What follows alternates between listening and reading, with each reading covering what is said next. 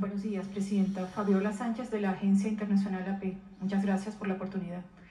Presidenta, quería comenzar por preguntarle, consultarle sobre los eventos ocurridos el viernes y el sábado en Nuevo Laredo, donde fallecieron una enfermera, una niña de 8 años y un joven. Los padres y los familiares y una ONG han denunciado que presuntamente estarían implicados elementos del Ejército y de la Guardia Nacional en esos hechos. Por favor, quisiera, si usted nos podía informar qué se ha avanzado, qué informaciones tiene usted que nos pueda dar sobre las investigaciones, si hay personas detenidas y si ciertamente hay elementos del Ejército y la Guardia Nacional implicados en esa situación. Al parecer fue un enfrentamiento entre delincuentes y los elementos de la Guardia y del Ejército y sucedió estos hechos. ¿Qué nos puede adelantar eso como primera consulta, por favor? Son dos casos, los dos en Nuevo Laredo, pero son dos episodios distintos. Un episodio en donde fallece un elemento del ejército y también fallece una civil, una enfermera. Y sí tiene que ver con delincuentes que disparan a una camioneta del ejército. En los dos casos se están haciendo las investigaciones por parte de la Fiscalía General de la República y el Ejército está dando toda la información. Ese es un caso. El otro caso es un caso similar pero con la Guardia Nacional, en donde hay una agresión a la Guardia Nacional y la Guardia Nacional responde, y también ahí hay dos civiles fallecidas, entre ellos una niña. En ambos casos, desde el primer momento fui informada por el general secretario y de parte de él de inmediato se presentaron todas las pruebas que se requieren y disposiciones que se requieren a la Fiscalía General de la República.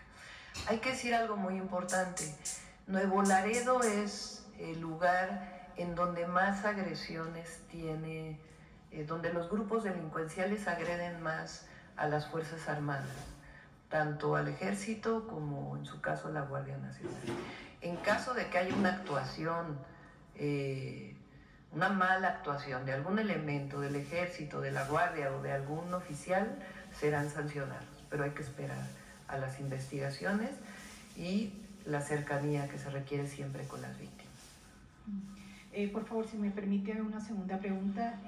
Ayer nuevamente la representante comercial de Estados Unidos, Catherine Tai, nuevamente vuelve a expresar preocupación por la reforma judicial, habla de la amplia reforma judicial.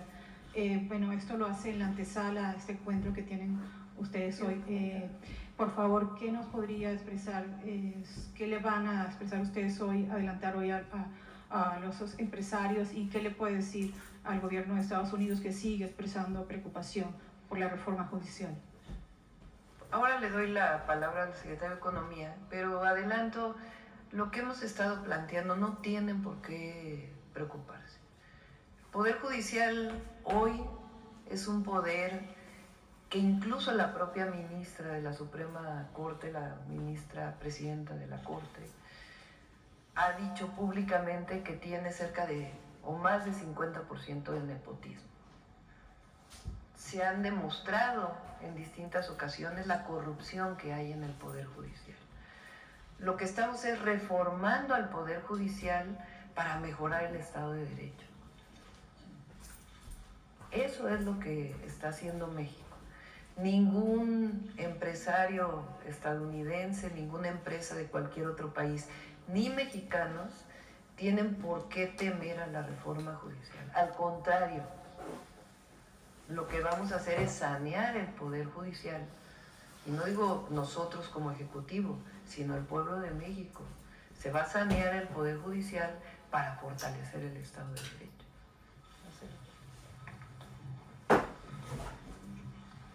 Con su permiso, Presidenta. Bueno, le diría yo lo siguiente. Estamos haciendo un esfuerzo de comunicación. Por eso el diálogo que hoy vamos a tener va a ser muy importante. y lo haremos también por instrucciones de la presidenta Sheinbaum en nuestro ámbito de competencia. En este caso, pues es mi contraparte. Entonces lo haré con más razón o con más posibilidades de contacto diario a raíz de esta declaración, que no es una declaración hostil, sino más bien de decir, bueno, es un proceso tan complejo que nos gustaría entenderlo lo mejor posible. De hecho, casi ningún país ha hecho un proceso así. Bueno, primero, tomemos en cuenta que la reforma en cuestión, y ayer se los dije a los CEOs, hoy probablemente también vamos a conversar sobre esto. Primero, sobre la razón esencial que ya mencionó la presidenta, que es renovar el Poder Judicial, porque se han hecho reformas de otro tipo y han fracasado. La última, la de 94. En 94 se suspendió a los ministros de la Corte, se redujo el número, etcétera, lo que ustedes ya conocen. Y el caso es que 30 años después, pues hay familismo, corrupción, dicho por los propios ministros de la Corte. Nadie cuestiona esa información. Entonces, la forma que se eligió para resolver ese asunto fue consultar al pueblo y esencialmente, pues dos tradiciones norteamericanas.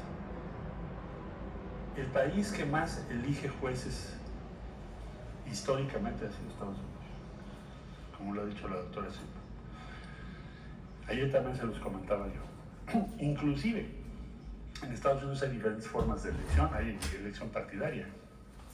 El Partido Demócrata saca su lista, el Partido Republicano saca la suya. A nadie se le ocurriría, después de una centuria de eso, poner en tela de juicio el proceso de elección de los jueces. Eso no cuestiona ni la democracia ni los resultados de la idoneidad de los jueces o las jueces. Bueno, entonces vamos a hacer un esfuerzo de explicación, de compartirles por qué, cuáles son las razones. También se hizo ya un documento en inglés que se los voy a entregar a los CEOs y a los representantes del gobierno de Estados Unidos que están aquí. Pero en esencia es un cambio muy importante, muy relevante y va a salir bien. México va a hacer bien este proceso. Vamos a tener éxito. Se va a renovar el Poder Judicial. Y concluyo diciendo lo siguiente. Yo les decía ayer en la cena, bueno, si no se estuviese haciendo esta reforma, ustedes me preguntarían, oigan, ¿por qué no reforman el Poder Judicial si tienen mayoría calificada? ¿Por qué no han hecho una reforma si más de la mitad de los jueces son parientes de los otros? ¿Por qué no han hecho una reforma si se libera un día sí y otro también a multitud de delincuentes, como también lo comentó la presidenta ahorita? ¿Por qué no lo han hecho? Entonces les dije, bueno, tendrían razón. Entonces, no hay por qué suponer que esto va a poner en tela de juicio algún interés legítimo o propiedades o inversiones, porque no es el objetivo. El objetivo es renovar el Poder Judicial y decía yo dos tradiciones norteamericanas, una la elección y la otra el Tribunal de Disciplina. Bueno, concluyo. El día 29 de julio el presidente Biden sacó un artículo en el Washington Post diciendo la Suprema Corte de Estados Unidos tiene una crisis ética. Tenemos que ver cómo le vamos a hacer para hacer prevalecer un código de ética. Estoy hablando de Estados Unidos. Yo nunca había visto un pronunciamiento tan fuerte, ¿no? Eso está firmado por el presidente Joe Biden. 29 de julio de Washington Post. Se los recomiendo. Ayer inclusive se los compartí a los CEOs. La forma mexicana, la vía mexicana para resolver esa crisis de ética que también tenemos aquí en el Poder Judicial es la que ya se aprobó por el pueblo de México. Y en Estados Unidos, pues ustedes resolverán cuál será. Pero no se deberían de extrañar de que elijamos jueces cuando ustedes llegan a decisiones. Sería tanto como decir que allá es bueno y aquí es malo. Pero bueno, sí tienen razón. Digo, ustedes que están aquí en la cena, ¿cuántas veces han votado por los jueces? Entonces, ¿y por qué allá es bueno y aquí es malo? ¿O por qué en Estados Unidos está bien que haya un tribunal disciplinario que te diga, oiga, señor juez, dice el presidente Biden en su artículo, que hay un problema ético que incluso menciona a algunos de los ministros por sus comportamientos y su conflicto de interés? Entonces no se deberían ustedes de extrañar tanto. Más bien lo que se necesita es que ustedes vean con claridad de qué se trata. Entonces haremos eso mismo con las diferentes autoridades y vamos a salir adelante. Ayer tuvimos una gran recepción a estos argumentos, a estas explicaciones. Ya nos pidió la doctora Sheinbaum que nos apliquemos a darles material en inglés y a explicarles, compartirles cuáles son las razones y cómo se va a hacer esto. Eso sería lo principal, señora presidenta. Muchas gracias. Acá.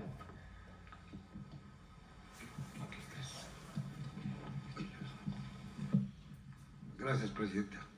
Soy un poco nervioso porque no me había tocado mucho tiempo. Juan Bautista, de Voces del Periodista.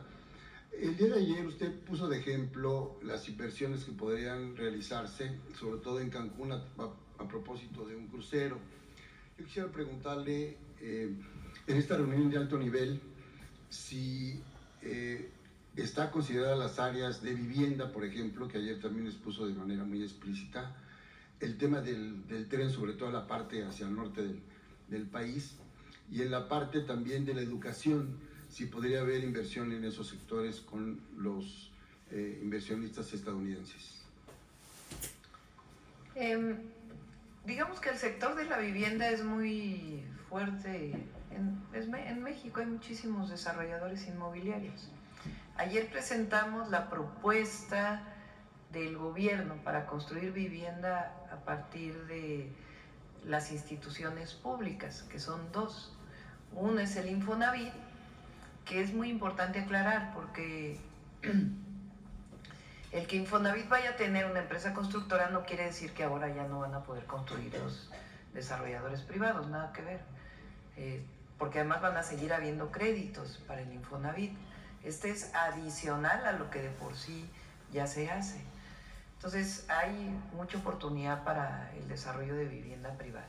Y la otra parte, esa sí es la Comisión Nacional de Vivienda. Ahí en particular es desarrollo de vivienda para personas de escasos recursos, con un esquema propio. Y la inversión privada en México para vivienda pues es muy importante y va a seguir. Lo que queremos es que haya acceso a la vivienda barata, digamos, que podamos acceder a una vivienda de $1 millón, que hoy es muy difícil en muchos lugares del país, o a una vivienda incluso de $700,000 para personas de escasos recursos.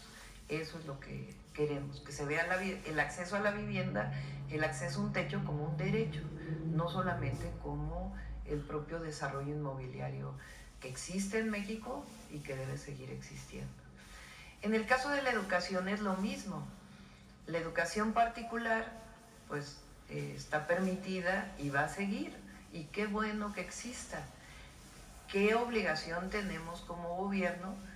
Pues que todos tengamos acceso a la educación, desde la educación inicial hasta el posgrado, que las universidades públicas, que las escuelas públicas tengan suficientes espacios y sean de calidad, y permitan que los jóvenes no salgan de la escuela, sino que permanezcan, y eso significa ver a la educación como un derecho.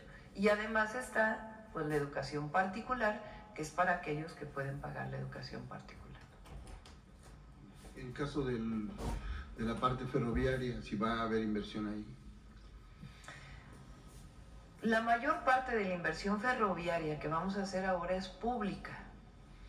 Hoy está concesionada la carga, el transporte de carga de mercancías por tren.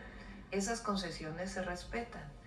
Incluso tiene la obligación Andrés Layuz, que es el responsable de la Agencia de Regulación Ferroviaria, que se amplíe, que haya todavía más transporte de carga por tren.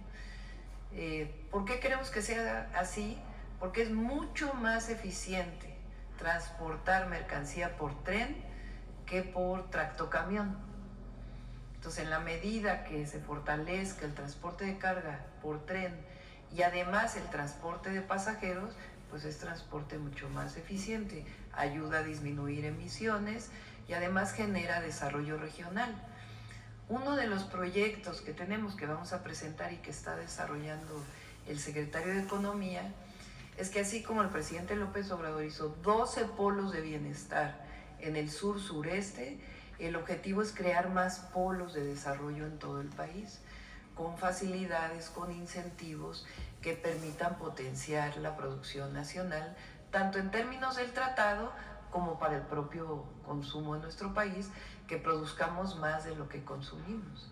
Entonces, es un proyecto muy ambicioso que lo está desarrollando Secretaría de Economía en conjunto con otras secretarías, y el tren y otras obras de infraestructura pues permiten que esto sea posible. Si me permite otra pregunta, esta tiene que ver con el rescate al patrimonio cultural. Desde hace más de 6 años, en la revista Voces del Periodista, le dimos seguimiento al tema del rescate al Centro Scop, donde están los grandes murales de Chávez Morado y de Juan O'Gorman. Esos murales, que son alrededor de 4.200 metros cuadrados, sería como en 3 o 4 ocasiones la Biblioteca Central con esa manufactura.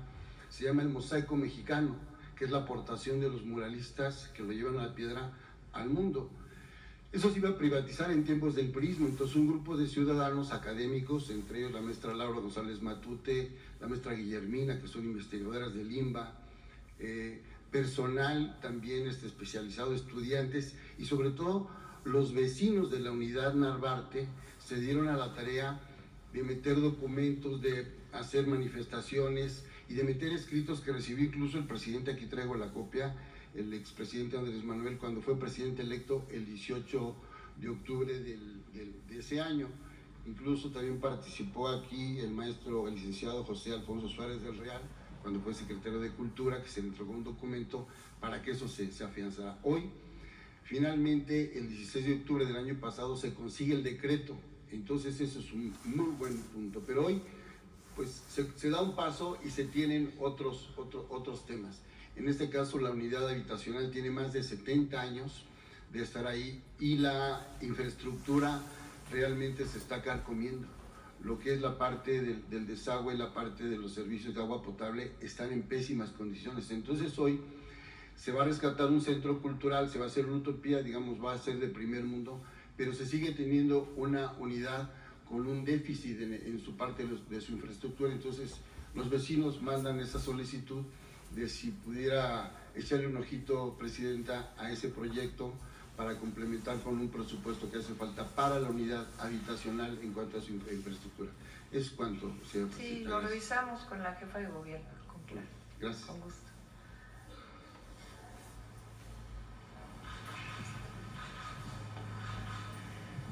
Gracias. Yusbel Rada, de Código Libre. Presidenta, en este tema de la reunión empresarial, ¿cuáles son los sectores a los que habrá de darle certeza al gobierno de México? Sector energético, nearshoring, pero ¿qué parte? ¿Cuáles son las certezas? ¿Cómo responder a la parte jurídica? Es decir, ¿se necesita parte jurídica para las inversiones? ¿Cómo se haría? Son varios temas. Muy pronto ya vamos a presentar la Agencia de Transformación Digital que vamos a crear, o que ya está en la ley orgánica. Para quienes nos escuchan, el gobierno se rige su estructura por una ley, que se llama la ley orgánica. La ley orgánica, si queremos hacer cambios en las secretarías, pues tiene que modificarse. Para crear una nueva institución se puede hacer por decreto o por la ley orgánica. Es más fuerte la ley orgánica. Ahí se va a crear la Agencia de Transformación Digital. ¿Qué objetivo tiene esta agencia? Algo similar a lo que hicimos en la Ciudad de México cuando fui jefa de gobierno, que es disminuir trámites. Ese es uno de los grandes objetivos. Muchas veces un inversionista nacional o extranjero, una de las razones que plantea para no invertir en México es que tardan 2 años en hacer un trámite. Entonces, ¿qué queremos hacer? Disminuir el número de trámites, los tiempos de los trámites, y concentrar trámites de tal manera que incluso los trámites municipales, estatales y federales puedan ser tratados a partir de ventanillas únicas. Entonces, esto va a ser muy importante. Este anuncio se los vamos a hacer hoy. Y queremos trabajar, Secretaría de Economía, la Agencia de Transformación Digital, para que la ley de mejora regulatoria, que es un nombre muy rimbombante, en realidad se vuelva la ley de simplificación de trámites, para que sea muy claro cuál es el objetivo. Entonces, esta parte es muy importante para todas las inversiones públicas, porque también las públicas requieren muchísima tramitología, lo que el presidente le llamaba el elefante reumático. Entonces, vamos a hacer modificaciones para facilitar la inversión pública y la inversión privada con transparencia. Esa es una parte fundamental que tiene que ver con lo jurídico. La otra parte es que expliquemos, se entienda muy bien, que la reforma al Poder Judicial, la reforma energética, no van en contra de la inversión privada, sino al revés, inclusive fortalece el sector energético y, como ya lo explicó Marcelo, fortalece el Estado de Derecho. Entonces, esa es parte de la reunión de hoy y del diálogo permanente que tiene que haber para fortalecer las inversiones en México. Y también decir que las inversiones lo que queremos es que no sean como en el periodo previo al 2018, donde lo que presumía México como su gran atractivo era la mano de obra barata. O sea, salían a presumir los presidentes del pasado, vengan a invertir a México porque aquí hay mano de obra barata, es decir, salarios bajos. Y nosotros no queremos que eso siga ocurriendo. Lo que queremos es que las inversiones no solo se traduzcan en un número que diga inversión extranjera directa, sino que se traduzcan en bienestar, en que las y los mexicanos vivamos mejor y que quien menos tiene tenga la posibilidad de tener una vida con todas las necesidades cubiertas. Y para eso también es la inversión privada, los programas sociales, ampliar la educación, el acceso a la salud y también la inversión privada que genere empleos con buenos salarios. Muy bien, muchas gracias. En otro tema, Presidenta, el exgobernador de Cuauhtémoc Blanco fue denunciado por intento de violación y han salido a relucir diferentes irregularidades en su gestión. ¿Qué opinión le merece en particular por el estado de Morelos? Pues que se hagan las investigaciones. Y por último, Presidenta, hace días el presidente de Colombia, Gustavo Petro, confirmó que México se mantiene alejado de los diálogos por el tema de Venezuela, que ya no está con Brasil, Colombia. ¿Cuál es su postura? ¿Esto es así? ¿Sí se separó? ¿Y cuál es la postura suya en cuanto al tema de Venezuela y que se haya separado? Nosotros tenemos por la Constitución una definición muy clara de nuestra política exterior, que es la autodeterminación de los pueblos.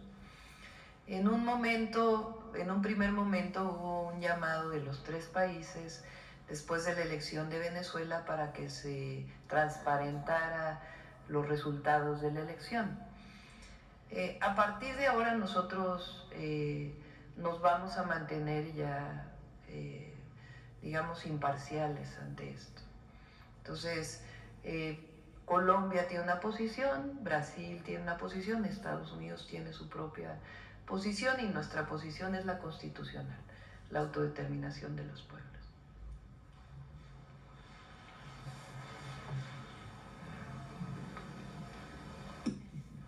Buenos días a todos, a todas. Soy Olivia Vázquez de Infobae México. Doctora, una pregunta. Después de tanto posponerla, mañana se le dicta por fin la sentencia a Genaro García Luna.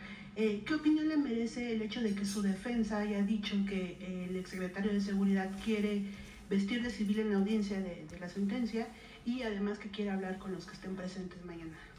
¿Qué quiere que, perdón? Genaro García Luna pidió mañana vestir de civil en la audiencia para... ¿A vestir de civil? Y quiere además hablar con las personas, sí, vestir como civil, no con el uniforme. Ah, no como creo, sino como civil. Bueno, pues es su derecho, ¿no? O sea, lo que es claro son todas las pruebas que se presentaron.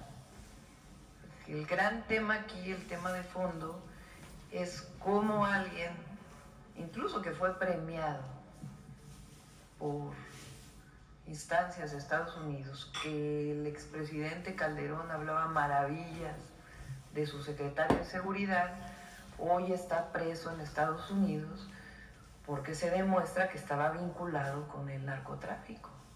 Es el tema central, que una guerra contra el narco estuvo a cargo de un personaje que hoy se sabe que estaba vinculado con el narcotráfico. Ese es el tema central, más allá de si va vestido de una u otra forma.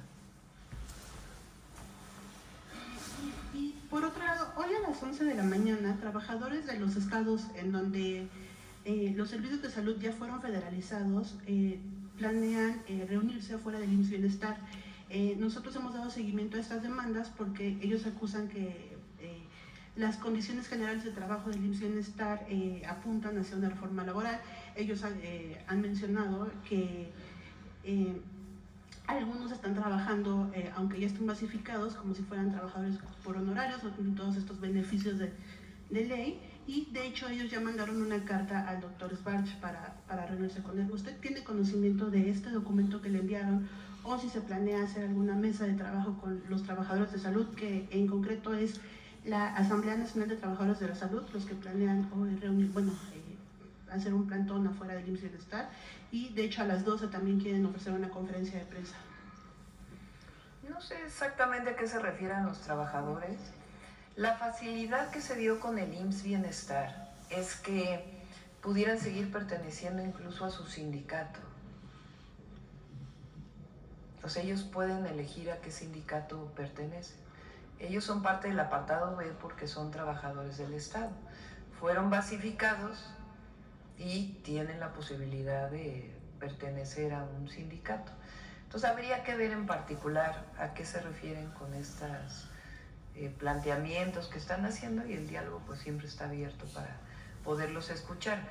Pero, digamos, tuvo esa virtud la manera en que se hizo, en donde no tuvieron que renunciar a sus derechos sindicales, si es que estaban sindicalizados al pasar al IMSS Bienestar. Lo conozco porque así fue en la Ciudad de México. Fíjense, al pasar un médico especialista en la Ciudad de México, porque no había suficientes recursos en el presupuesto, estaba ganando en un contrato por honorarios 12,000 pesos mensuales. Al pasar al IMSS Bienestar, está ganando, además de que tiene su base, alrededor de 45,000 pesos mensuales.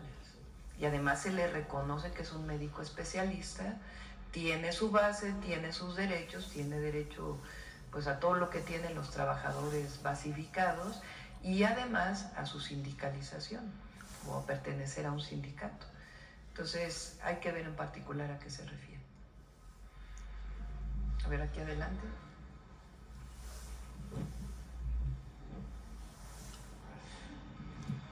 ¿Qué tal, Presidenta Sheinbaum? Muy buenos días y un honor.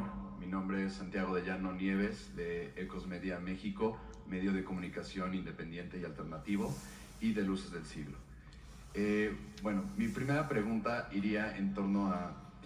a finales de agosto, el presidente Andrés Manuel López Obrador hizo el primer encuentro intercontinental de comunicadores independientes. Muchos de nosotros aquí estuvimos presentes en ese evento y se habló sobre la creación y el desarrollo de una nueva plataforma o red social soberana mexicana. Esa sería mi primera pregunta. ¿Cómo se ha planteado el desarrollo de una red social, una plataforma soberana mexicana? Pues vamos a darle seguimiento a este tema. Jesús, ustedes saben, se quedó como coordinador de asesores.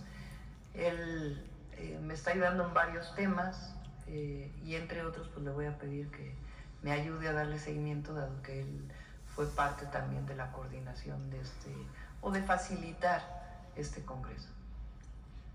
Y en segunda pregunta, para la próxima Secretaría de Ciencias, Humanidades, Tecnología e Innovación, ¿se promoverá el desarrollo de investigaciones para generar patentes mexicanas a través de esta secretaría? Sí, no sé si recuerdas los números que ayer me mencionaste, si los traen por ahí. El Instituto Nacional de Propiedad Intelectual, es así, ¿verdad? El INPI, está en la Secretaría de Economía, y justamente ustedes saben que uno de los planteamientos de los 100 puntos de nuestro programa de gobierno es el desarrollo tecnológico nacional en distintas áreas. Entonces es muy relevante estos datos.